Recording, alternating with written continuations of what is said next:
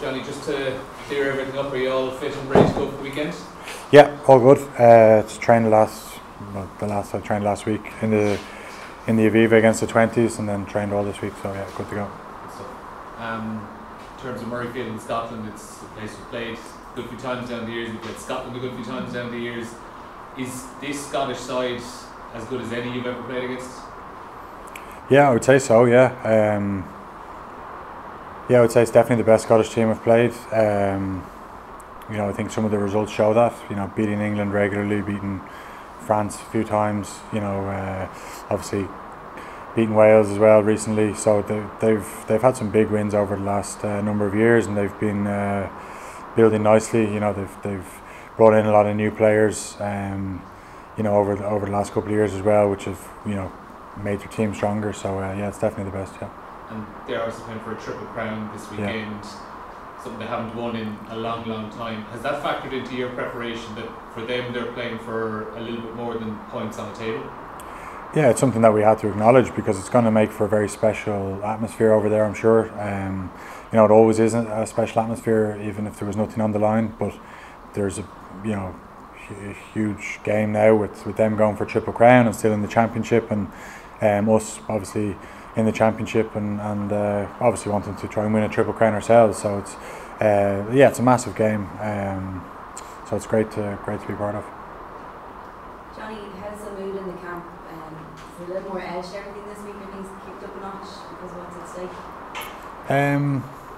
No, we've been at a good level of intensity and training over the last however many weeks, 6-7 weeks since we met up in Portugal, and it's about holding that rather than letting it dip. I think we've probably trained a little bit shorter, if anything, this week. Trying to make sure we're fresh and ready to go. Come Sunday. How did you find sitting in the stands watching the game against it? Were you a good spectator, or were you up and off your seat? No, I wouldn't say I'm a good spectator. It was tough. It was tough to watch. You want to be. They're the games you want to be playing in. You want to be involved, and also you want to be able to influence what's going on and be a part of it. And when you're sat in the stands, you've got no influence. There's nothing you can do. So it was tough watching it, but thankfully the lads got it done, and 5 points more, and exactly where we want to be. After that rest week, I suppose it's good to get a couple of players back, but you run the risk of losing a bit of momentum. Is that something you're conscious of, or do you kind of take these next 2 weeks in isolation? Lose momentum from the break? From the first 3 wins, then you kind of well, we had a gap after the French game as well. This is all factored in. It's nothing that we as players have to worry about. It's things that the management have to worry about, and we just have to turn up day to day and make sure we perform our best. That's our focus, and no, we wouldn't say that it's dipped off in any way. Johnny, you've been involved in Grand Slam winning teams before in groups. Do you get a sense of destiny about it when you've won 2 games in a row? Does it feel like that? No, it's obviously the expectation maybe, and all the talk now becomes about that. But for us, it's the next game. We have been very game by game focused, and that's exactly what we're doing this week. We're taking this as another one-off, and the good thing about having the break that we just spoke about is that we've had 2 weeks to prepare. The benefit of being in the Irish system is you have all your players at home. You've got guys in camp last week, and you have an extra little bit of time to prepare. So it was good from that regard, because this is a huge game. So the more preparation time you have, the better. Just away from the Six Nations, the opponent signed on for 2 more years at Leinster, and you talked about rejigging the coaching staff in the summer. Have you had any discussions with Leinster about joining the coaching staff next year? No. Is it something you'd like to do down the road when you're playing for your hands? I would never say never, because again, you never know what life's going to throw at you. It's not my plan straight away. I don't think it would be right straight away. If offers did come in, it wouldn't be right for me to go in and coach with guys that I've played with for the last number of years, or I certainly wouldn't want to jeopardise this year, because if they find out you're going in coaching them, the relationship changes straight away. So no, I won't be doing it for the foreseeable future anyway. But like, rugby is my passion. It's all I've known for whatever last 20 years, longer even since I was a kid. And I'll find it hard to step away from the game, but I think it's important to do it. To step away, try another walk of life, and then we'll see what happens. What does that mean, Johnny? You'd like to have a new challenge, is it? Yeah. Go and see if I can do something in the business world and get involved there. So I've been doing a bit of work experience over the last 2 years, 1 day a week, and so I'll go into that and see how that goes. But it might not be for me. Yeah. Get the itch straight away. Come out of retirement. Yeah. Play for Mary's.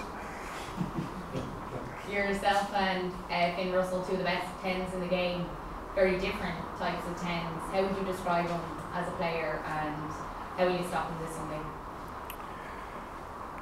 Like as a player, he's been great. You know, obviously got picked for the Lions last year, and then had a very good campaign this year. You know, it's amazing that he's sort of come back in the standard he has when he got left out in November, which is a testament to his, you know, character, that to be left out and then be brought back and then influence things so quickly. You know, it's a sign that he's on top of his form, really. Like, and how we stop him, like, he's got a full bag of tricks, so we have to do it as a team. We need to be as connected as we've ever been. We need to, you know when to go, know when to hold off, know when to pressurise him, otherwise to retain him. So it's lots go into it. Like, it's not just one or two people, or it's the whole team. The potential Grand Slam is what's constantly being talked about. I know you probably don't like being asked about that because you have 2 games to get there, but is it something in the back of your mind that you're, I don't know, as you get more experience as a player, you try to deal with differently? No, I think since the start, like, it's been like every team comes into this competition wanting to win a Grand Slam, wanting to win a championship, and that's why it's so important to get off to a good start, because it keeps everything alive. You know, I spoke about before the Wales game, if we lost, Triple Crown gone, Grand Slam gone, championship, you're under pressure straight away. You know, so it's every team goes in with those aspirations. We still have them in our grasp.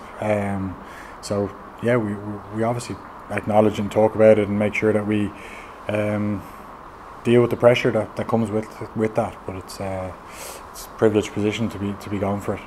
And Scotland going in as underdogs at home in Murrayfield, that'll add a bit of an extra edge to it all. Well, we don't consider ourselves favourites, or we don't even talk about that. Like, we think that it's going to be an incredibly tough game, like we spoke about already. Probably the best Scottish team of all time. Well, maybe not of all time, because there's Scottish teams that have gone on to, you know, won championships and stuff. But definitely the best Scottish team we've played against, probably since the Six Nations started. It's the best Scottish team. So, you know, it'll be a really, really tough game, and it'll probably be our toughest of the championship so far. Johnny, you're 8 points off becoming the record point scorer in the Six Nations. Is that something that's, well, first of all, were you aware of that, and is that something in your mind? Yeah, it's something that you have people that say it to you, or you see it on, I suppose, social media, or Irish Rugby tagged me in something today, which I wasn't too happy about. So it's yeah, it's there, like, you know what I mean. But I don't think it's going to add any pressure to me or anything like that. It's not something I ever set out to do, or, you know, I'd rather not score another point and win a championship, win a Grand Slam, than, you know, get the points record. It doesn't bother me too much. If it comes, fantastic. But if not, it's not something I'll lose sleep over. So, what would it mean if you were to do that? I just explained it there. Like, it would be a bonus. But like I said, it's not in my thoughts. My thoughts are about making the team win.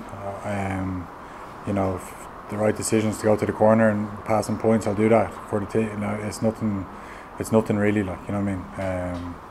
But like I said, if you do it, it's an amazing mark to do. And Ronan obviously had an amazing career, and even just to be in that same conversation is enough for me. Take the last one in this section, guys. Okay. Or can I ask one more, please? Just on your injury, can you maybe give us a bit more information? Like you said, Antonio landed on your groin. Can you maybe give us a bit more detail what the actual injury was? My groin. See, he landed on my hip, yeah, and he hurt my groin. That was, I think, the most detail I've ever given about any injury. No? Do you want more? The exact muscle?